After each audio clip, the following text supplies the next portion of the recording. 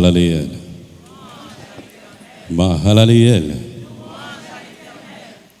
Nous voulons vous retenir dans quelques minutes pour une réflexion assez simple. Dieu nous dit, par l'entremise du Saint-Esprit, cette parole pour vous, la division est pour mettre en relief les approuvés. La division est pour mettre en relief les approuvés. Nous allons vous demander d'ouvrir votre Bible dans la première épître de Paul aux Corinthiens au chapitre 11. Je lis pour vous du verset 17 au verset 19. 1 Corinthiens 11, 17 à 19, je lis d'abord et je vous demande de reprendre la lecture. En donnant cet avertissement, ce que je ne loue point, c'est que vous vous assemblez non pour devenir meilleurs, mais pour devenir pires. Et d'abord, j'apprends que lorsque vous vous réunissez en assemblée, il y a parmi vous des divisions, et je le crois en partie, car il faut qu'il y ait des sectes parmi vous, afin que ceux qui sont approuvés soient reconnus comme tels au milieu de vous. Si vous avez cette portion, nous vous prions de lire 1 Corinthiens 11, 17 à 19. Allez-y.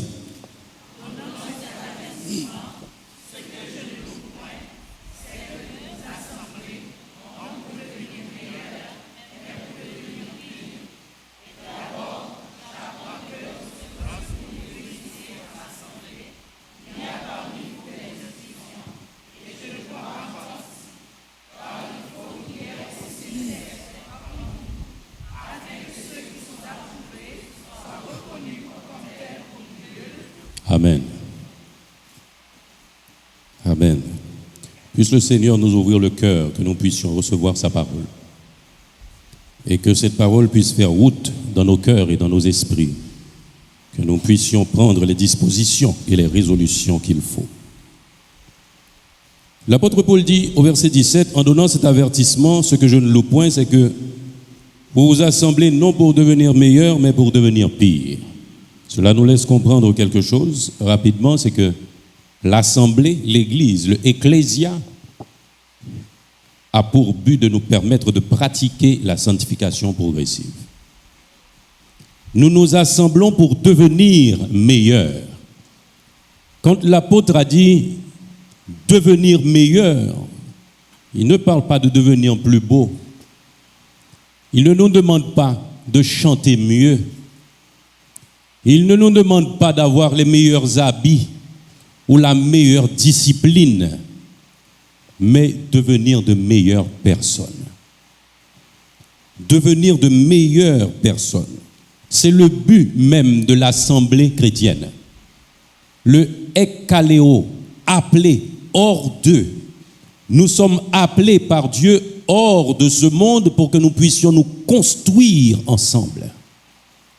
C'est le but même de l'Église. Verset 18, l'apôtre continue pour dire, et d'abord, j'apprends que lorsque vous vous réunissez en assemblée, il y a parmi vous des divisions. Nous considérons d'abord le j'apprends que.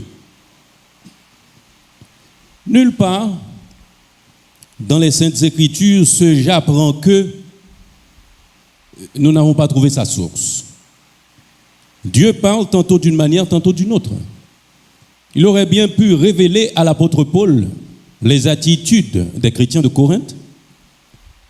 Mais cette église aussi avait des bien-aimés qui avaient la responsabilité de surveiller, le rôle de surveillance, le rôle d'évêque, mes bien-aimés, est de surveiller l'église, surveiller les hérésies, les divisions, les schismes. Et de là, quand l'apôtre Paul dit « j'apprends que », il se pourrait que ce soit par le Saint-Esprit, par une vision, il se pourrait aussi que ce soit un rapport humain, un rapport dressé par un membre de l'Église, un dirigeant, qui parle à celui qui a fondé l'Église de Corinthe. Nous n'avons pas cette précision dans les Saintes Écritures, mais l'apôtre Paul a dit « j'apprends ». Cela veut dire qu'il y a eu un rapport. Était-ce un témoignage personnel? Était-ce une révélation de Dieu? Nous ne le savons pas. Cependant, nous pensons que ce genre de rapport est important aussi pour la croissance de l'Église. Parce que quand dans une assemblée, les besoins ne sont pas connus, ce que nous appelons les besoins dans une assemblée, c'est les manques spirituels, les faiblesses qui traversent cette assemblée. Si les besoins ne sont pas connus, les prières aussi seront mal orientées. Et c'est la raison pour laquelle il est bon de connaître les faiblesses de l'assemblée. L'apôtre Paul continue pour dire, il y a parmi vous des divisions, et je le crois en partie. Le rapport fait un état des lieux. Dans l'église de Corinthe, il y a des divisions. Et ces divisions étaient de plusieurs ordres, mes bien-aimés. L'église de Corinthe, vous vous rappelez, nous n'avons pas besoin de le reprendre. Corinthe, en tant que ville, était une ville prostituée. Et les actions des Corinthiens ont été élevées au rang de concept.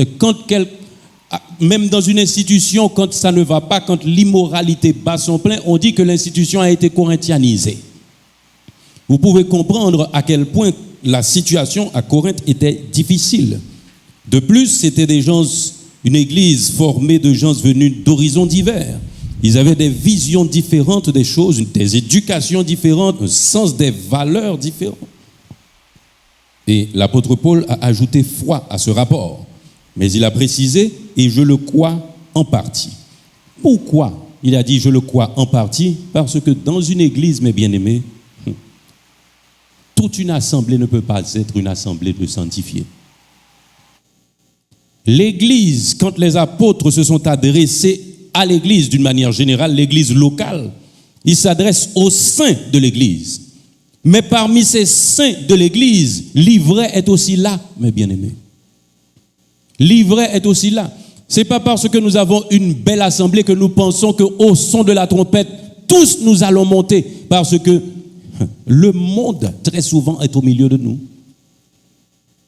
C'est la raison pour laquelle Jésus, dans Jean 17, dans la prière sacerdotale, a dit « Je ne te prie pas de les ôter du monde, mais de les préserver du mal. » Le mal nous entoure, mes bien-aimés.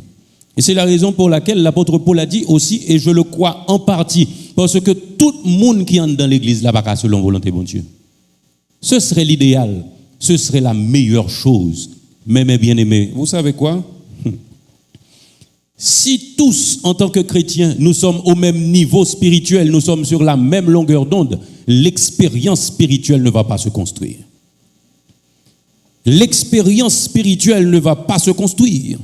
Le cas utilisé au verset 19, car il faut qu'il y ait des sectes parmi vous, car exprime le bien fondé du rapport reçu.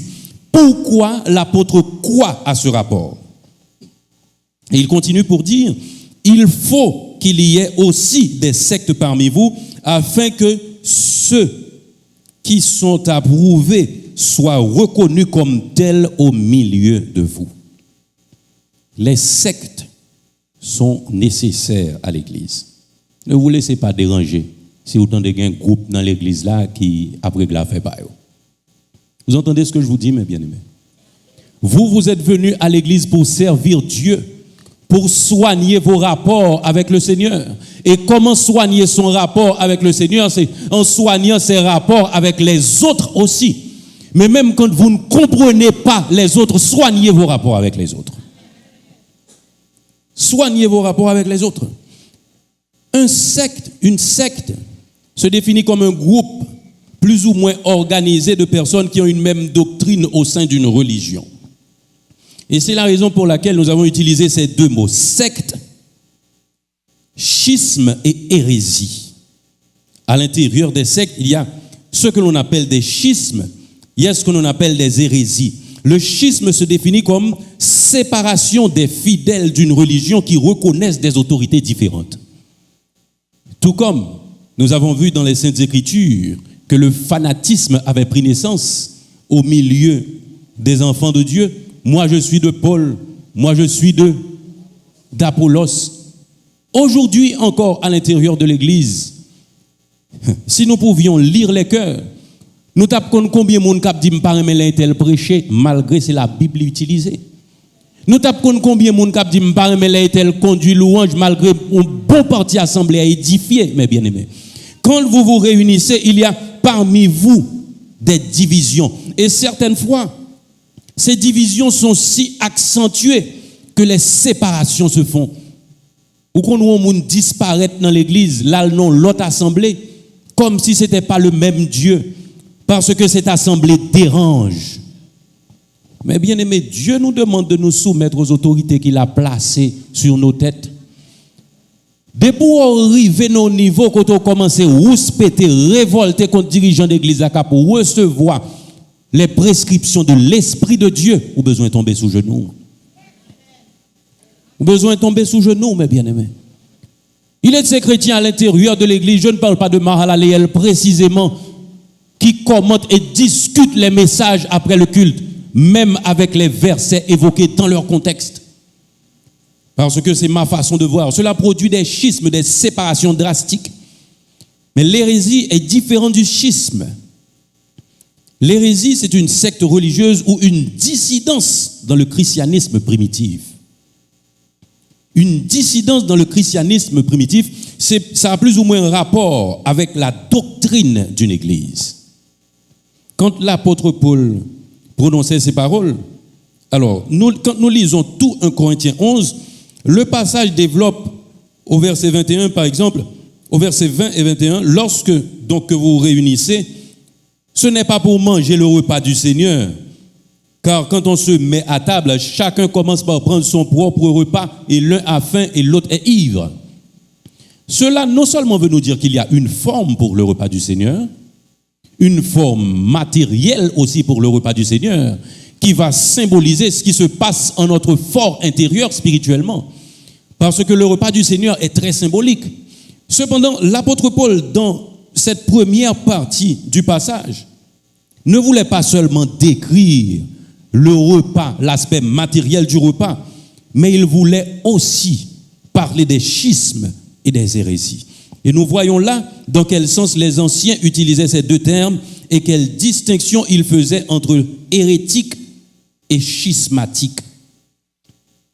Hérésie, ils ont fait consister en un désaccord sur la doctrine, mais le schisme, au contraire, dans l'aliénation de l'affection quand on se retire de l'église par envie, par aversion pour les pasteurs ou par mauvaise nature. Ce ne sont pas mes paroles, ce sont les paroles de William MacDonald. Ce sont les paroles de William MacDonald. Il est vrai que l'Église ne peut qu'être déchirée par une fausse doctrine. Et donc l'hérésie est la racine et l'origine du schisme. Il est également vrai que l'envie et l'orgueil est la mère de presque toutes les hérésies. L'envie et l'orgueil est la mère de presque toutes les hérésies, mes bien-aimés. Quand nous venons à l'église, nous venons pour apprendre. Parce que la société nous a construit d'une façon, mais Dieu a en vue pour nous quelque chose de plus élevé. Dieu a en vue pour nous quelque chose de plus élevé, mes bien-aimés. Quand nous nous laissons aller selon le souffle du Saint-Esprit, nous pouvons grandir selon Dieu. Mais quand nous nous attachons à notre moi, à notre ego, à notre façon de voir, quand nous nous disons au fond de nous-mêmes, c'est pas ainsi que je comprends, nous nous mettons en face du Saint-Esprit de Dieu qui dirige son Église. Et c'est la source des divisions, mes bien-aimés. Les sectes sont certes d'initiatives sataniques, et nous vous le disons, mes bien-aimés. Les sectes sont d'initiatives sataniques. Dès que nous voyons un endroit où il y a des clans, où il y a des petits groupes, où au moment de certaines conversations, si quelqu'un arrive, ça doit s'arrêter. C'est satanique, mes bien-aimés. Parce que nous sommes des frères et sœurs. Sa bouche, moi, prononcer, oreilles, moi, pas capable d'entendre. Si nous sommes les membres d'un seul corps, nous devons pouvoir parler en toute franchise l'un à l'autre. Nous sommes l'Église, le corps de Christ, dont il est la tête et le seul sauveur. 1 Corinthiens 11 est riche, mes bien-aimés. 1 Corinthiens 11 est riche, oui. Les divisions ont certes une incidence négative sur les fidèles. Dans ce que je vous dis. Alors, la chose que nous devons dire, c'est que il faut ces divisions pour que la décantation puisse se produire. Et c'est dans ce sens que l'apôtre a écrit ces paroles. Il faut qu'il y ait aussi des sectes parmi vous. Les sectes sont d'initiative, certes satanique, mais Dieu s'en sert pour éprouver ceux qui sont approuvés. Dieu s'en sert pour éprouver ceux qui sont approuvés et enracinés dans le bien. Et la décantation est effectuée par la division. Tout comme Corinthe était une église mélangée avec plein de païens qui s'étaient repentis. Il y avait de vraies repentances, il y avait aussi de fausses repentances. Il y avait aussi des non-convertis qui faisaient partie de cette église. Il a fallu ces divisions pour que les vrais chrétiens soient approuvés et mis en relief. Les divisions ont une incidence négative sur l'église, c'est vrai, sur les fidèles. Mais l'incidence négative du point de vue moral, cela dérange l'église, c'est vrai. Cependant, logiquement, c'est un moyen efficace pour décanter les vrais chrétiens et les serviteurs en apparence. Quel sera votre choix ce matin? Vrais serviteurs et serviteurs en apparence. Vrais serviteurs ou serviteurs en apparence. Parce que nous avons pris soin, à partir du dictionnaire biblique, de comprendre le verbe utilisé quand l'apôtre Paul a dit « Il faut aussi qu'il y ait parmi vous des sectes ». Le verbe utilisé, c'est dei. Dei qui dénote une logique, ce qui est différent du verbe orthéilo pour exprimer une nécessité morale. Je ne sais pas si vous saisissez. Le verbe utilisé pour il faut qu'il y ait, c'est dei qui dénote une logique qui est différent du verbe orthéilo pour exprimer une nécessité morale. Quand l'apôtre Paul a dit il faut qu'il y ait des divisions, c'est pas parce que la division est positive, mais c'est que logiquement, selon la configuration de l'assemblée, c'est la division qui va vous permettre de faire la distinction entre le bien et le mal. Ceux qui choisissent le bien et ceux qui choisissent le mal. Et la question de Dieu pour vous ce matin, quel sera votre choix? Être de vrais serviteurs soumis à l'autorité du Saint-Esprit ou toujours en rébellion? Mais bien aimé, Dieu nous aime, oui. Dieu nous aime et c'est la raison pour laquelle il nous parle ainsi. Quand un parent ne se soucie pas d'un enfant, même les punitions ne viennent pas. Amlago vous fait sauver. Mais si Dieu peut se trouver en train de vous parler avec autant de profondeur, mes bien-aimés, c'est qu'il veut quelque chose d'autre pour vous. C'est qu'il veut votre croissance spirituelle. Et à travers ce passage, Dieu n'est pas en train d'excuser ce qu'on appelle les fractures dans l'Église. Pour Paul, à cause des conditions charnelles des Corinthiens, il était inévitable qu'il se produise des divisions et celles-ci prouvent que certains n'avaient pas discerné la pensée du Seigneur. Et c'est la raison pour laquelle, dans ce contexte, il a dit aussi, celui qui participe à la table du Seigneur sans discerner le corps et le sang de Christ mange et boit un jugement contre lui-même. Il vous faut discerner le corps de Christ, mes bien-aimés. Mais s'il n'y a pas de division, comment saurons-nous qui est chrétien, qui est-ce qui ne l'est pas? Nous ne le saurons jamais. Et comment l'apôtre Paul s'est adressé à Tite pour ces gens qui produisent de l'hérésie et les schismes? Tite chapitre 3, verset 10. Nous lisons pour vous le verset 10.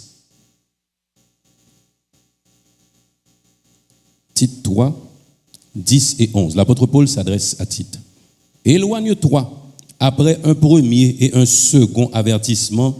Éloigne de toi, alors, après un premier et un second avertissement, celui qui provoque des divisions. Sachant qu'un homme de cette espèce est perverti et qu'il pêche en se condamnant lui-même. Bien aimé, je lis pour vous. La Bible est La Bible est profonde, oui, mes bien-aimés. Tite 3, 10 et 11.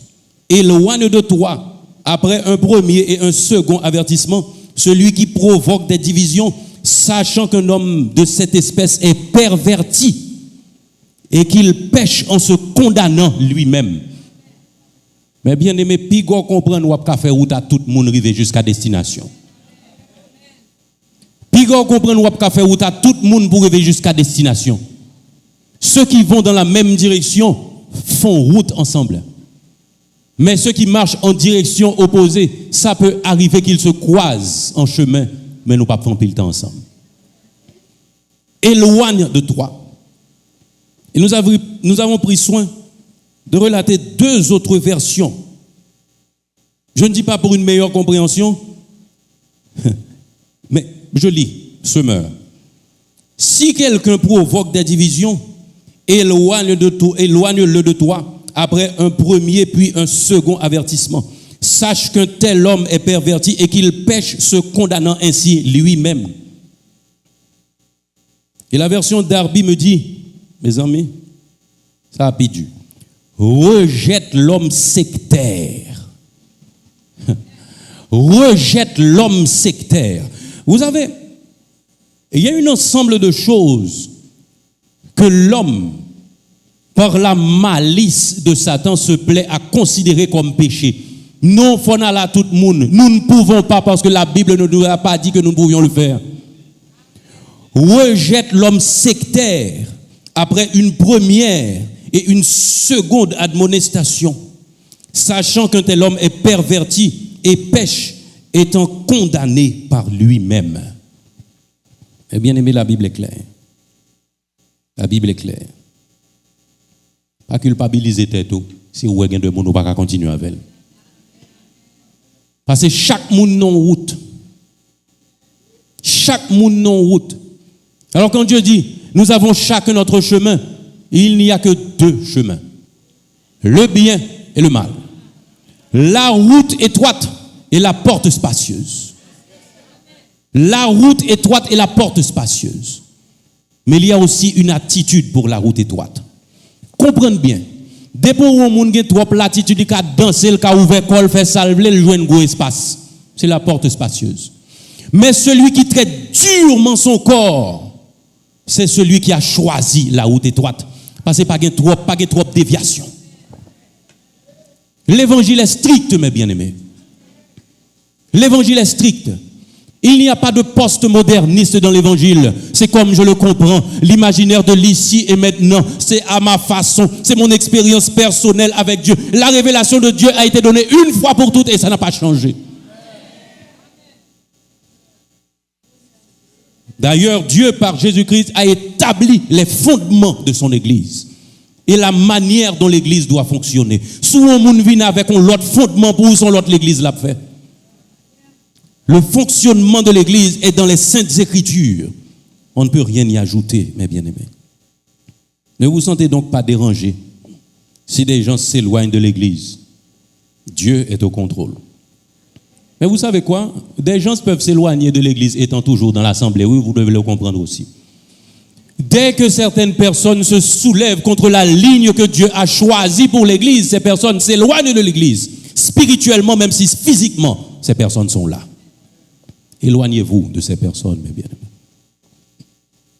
Éloignez-vous de ces personnes. Ce n'est pas non pas chita à côté, non. C'est non pas fait ça y a fait. C'est non pas dit ça y a dit. C'est non pas agi, j'en y a pas agi. Heureux l'homme qui ne marche pas selon le conseil des méchants, qui ne s'arrête pas sur la voie des pécheurs, qui ne s'assied pas en compagnie des moqueurs, mais qui trouve son plaisir dans la loi de l'Éternel et qui la médite jour et nuit. Et ce que nous comprenons, mes bien-aimés, c'est que, observez ce que dit Paul. Il doit y avoir. Il doit y avoir. Car il laisse entendre par cette expression que cet état de choses, la division, les schismes, les sectes, cet état de choses ne se produit pas par hasard, mais se produit par la providence sûre de Dieu. Ces choses se produisent par la providence sûre de Dieu, parce qu'il a l'intention d'éprouver son peuple comme l'or dans la fournaise. Et si cela convient à l'Esprit de Dieu, c'est par conséquent opportun. Profitez des divisions, mes bien-aimés. Profitez des divisions pour affermir vos pas dans le Seigneur.